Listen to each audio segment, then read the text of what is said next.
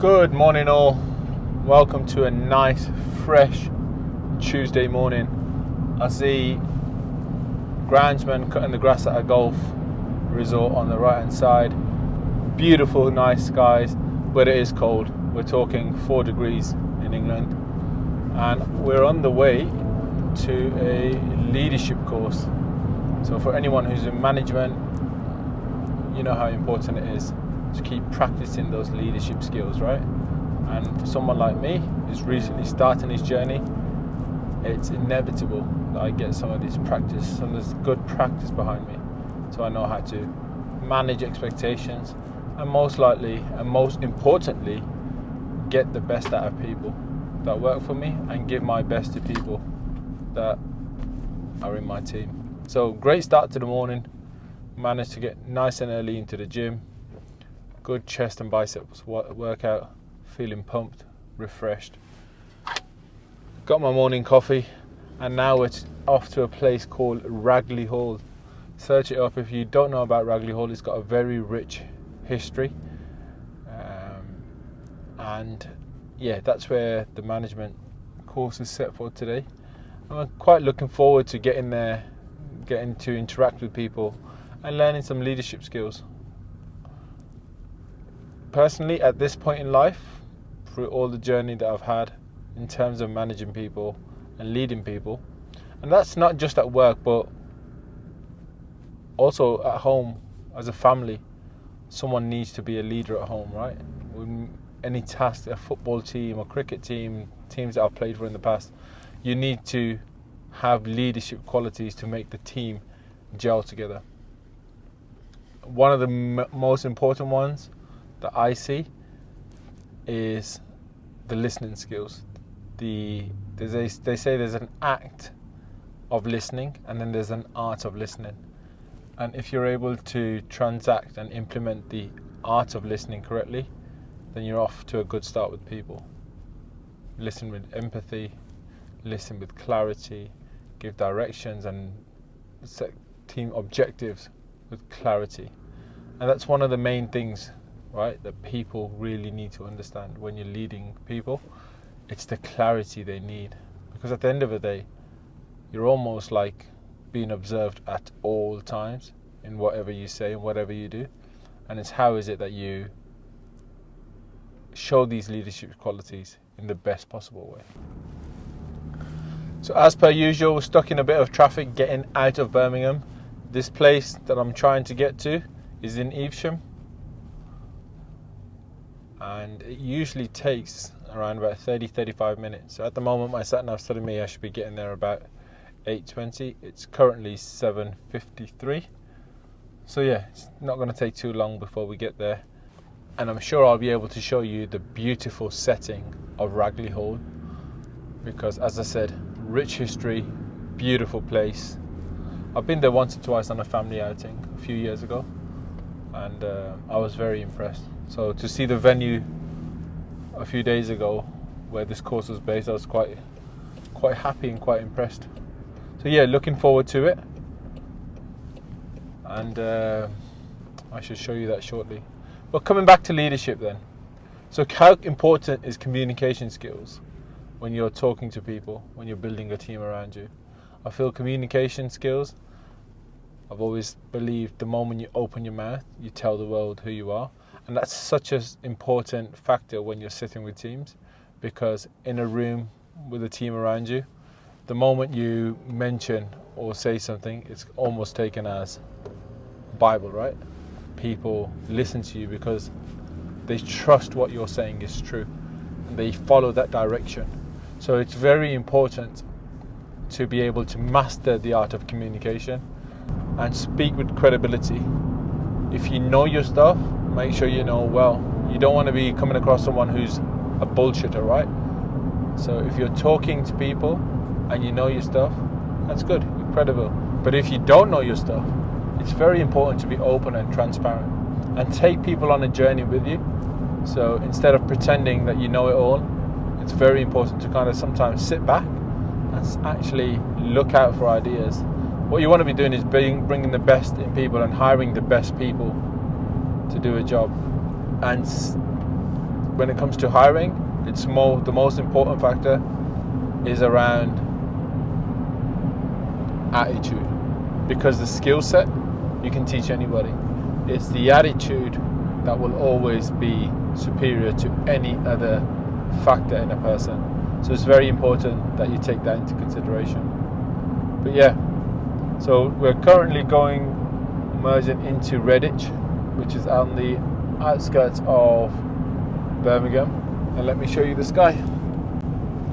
So this is what a Tuesday morning in Birmingham looks like. So let me ask you, thinking back to the best leaders or the best managers that you've ever worked for, who is it that stands out as your best manager? Someone who had great persuasive skills, someone who connected with you really well, and someone who you trusted in and you could rely on. Can you think of it? If you can, put it in the comment section. I'd love to know about it. But if I look back at my journey, I once had a manager who had come over from India, and he was here on his secondment, and I worked for him for just under 2 years, and he had a great impact on my career, mainly for the reason that he was always very positive and focused on my development, whereas other people are quite selfish in terms of stabilizing their team. So even if someone is excelling and doing well and they know that they have qualities to step up and go and apply for a promotion, people would often hold them back because they don't want to destabilize their team. Whereas this manager that had come over, he was very pushy in terms of, you've definitely got the skill set, you should definitely be applying for that position. And he made me, and so much so that I wanted to develop, and sat down with him, looked at the development plan and implemented it beautifully. Oh, I'm just going past an Amazon factory. I don't know if you can see it, but this is out in Redditch, and it's massive. It's something I haven't come across in a long time. But anyway, going back to working for this manager, I always felt motivated, and some evenings working in the office till 7:30, 8 o'clock was not a problem, because I was in the right company, right people around me. And one thing that he was able to do in a great way was to connect with people. And for example, he knew I was a huge cricket fan. I love playing cricket. So he would share examples from cricket and relate it to work. So for example, if the task was to be persistent at trying to get hold of someone, he would just say to me, listen, just keep bowling on the offside, 5 balls on the offside, and they're going to throw the bat at 1, right? And those kind of examples always connected with me about persistency, about consistency. And I feel now I try to enact those kind of little traits within my management style, where if someone liked films, I'll pull out a quote from a film that they would have watched and connect to them on that way. Or if someone's a great football player and I'm trying to elaborate on a strategy, I would then take examples from football and put it into the work examples, which makes it always a little bit more interesting than standardly trying to explain it in a boring strategic corporate world.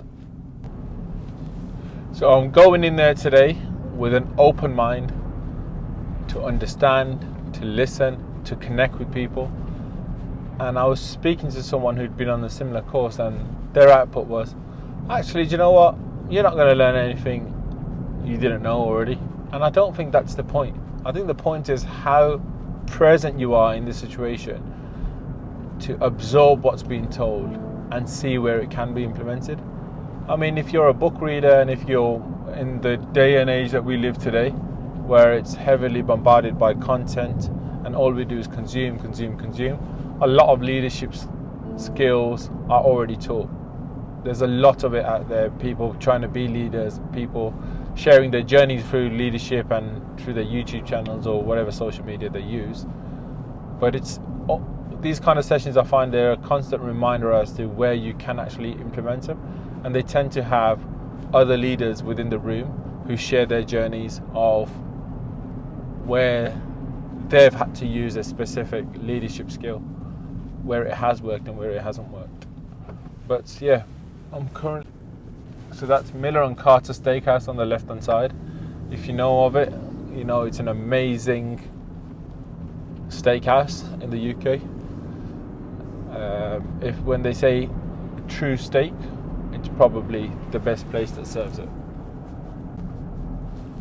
So yeah, it's quite important to be present within the moment and go in with the attitude of learning rather than being dismissive and going in already with the attitude of, oh, there's nothing that new I'm going to learn here, because you're already telling your brain not to pay attention, and you're then looking to cherry pick the elements which are going to validate and verify what you already know, and it'll put you back into the mind frame of, oh, I already know this. So it's quite important to be present, go in with an open view. One of the greatest things I was taught about leadership, and I think everybody should know this, is that a great sign of a leader is how many leaders are you able to create. It's not about stabilizing your team, maximizing profits, or maximizing savings. It's about how many leaders are created under your leadership. And I think that is a great sign of how you judge a person to be a leader. And the other thing is, there's a massive difference between being a leader and being a manager. Because managers, they manage situations. You don't manage people, you manage situations, you manage objects. Leaders lead people. They show them the way, they lead from the front, and they're able to be that exemplary figure within people's life that people are inspired to follow and inspired to go on the journey with. And it's very important during any person's leadership journey that they inspire to lead as opposed to inspire to manage. So we're behind another defender, fellow defender in the front, and this looks like it is a 110 defender. Obviously the one that we have is a 130. But yeah, we're 5 minutes away from Ragley Hall, so not too long to go. So here we go towards Ragley Hall, and in the next 3 minutes we should be there, and it's a place called Arrow. But a beautiful morning, a really nice place, and you get that really nice village feel from driving through places like this.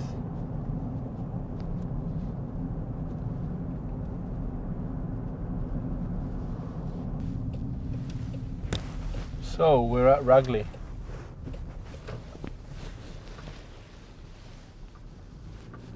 And now it fields and fields and fields until we get to the house.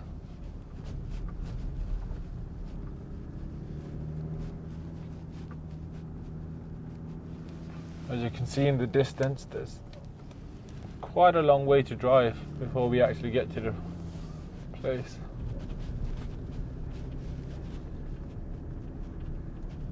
And all those cars you see in the distance are of people that come from the same company, going through the same leadership training.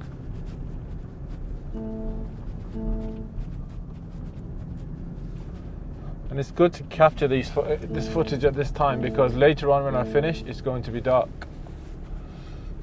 So yeah, on the right hand side you'll see a lot of sheep, which I believe belong to the estate. So don't get any ideas of coming and taking one.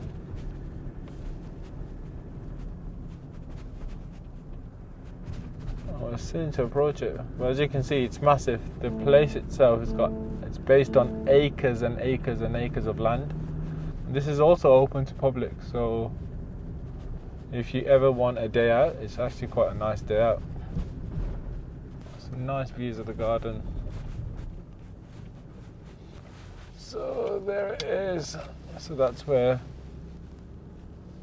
we're going. See all the people that are walking up to the same training.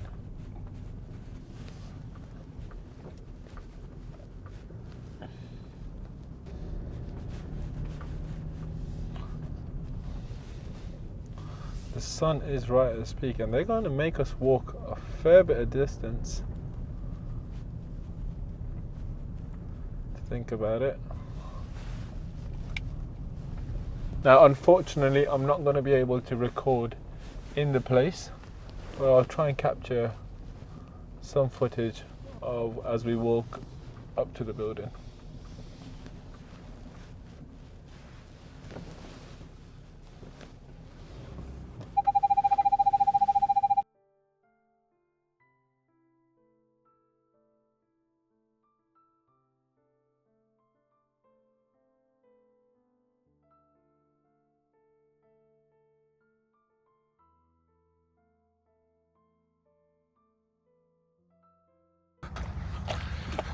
So we're now walking up to the house. This is all part of the walk. So let's go in and find out what's in store for us. So this is the main hall. We're looking for the modern leadership room, but nicely decorated. Here you're seeing a 1954 Jaguar XK, prestige condition. And on the right hand side is a Land Rover 1951, again amazing condition. It only has 2,500 miles on it, so as you can notice, very hardly used, with only 2,500 miles on it, but again mint condition. This Jaguar, look at the beauty of it. 1954, absolutely beautiful. The interior is just screaming prestige. So here's another reminder: for everything we do should be with intention, authenticity and passion, and hence the word soul, meaning live the purpose with soul. So these gardens have been part of the Ragley Hall stately home since the 17th century.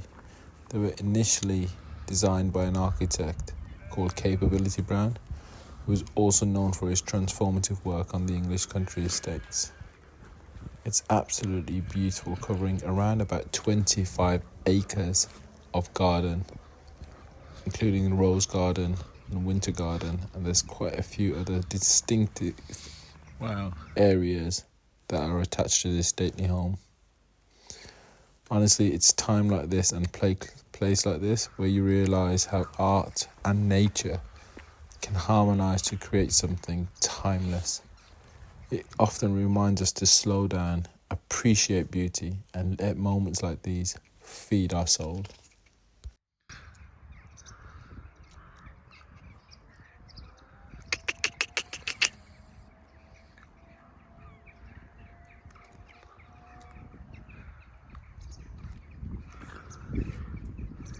Wherever you look, it's just land. Wow.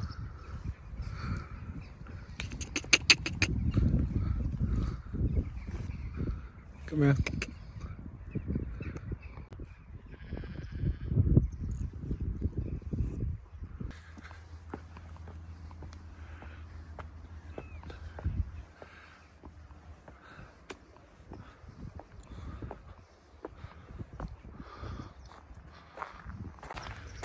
So far, so good. Amazing training course, and the food was delicious as well. 3-course meal, and overall really good experience. Amazing place, and highly recommended for anybody who hasn't been to Ragley Hall to come out for a family day Yeah, and I'll share more of the leadership training on a follow-up video. Stay connected, but for now, check these views.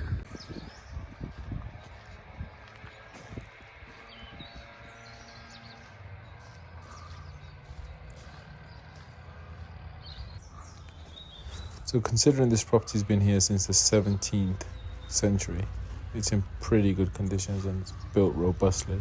There is currently a living family here, but they do rent out most of the space for conferences. So this is our journey coming to an end. Look at these fleets of beautiful vehicles. That Defender Octa is amazing. Hopefully you like the video. Like, comment and subscribe. Thank you.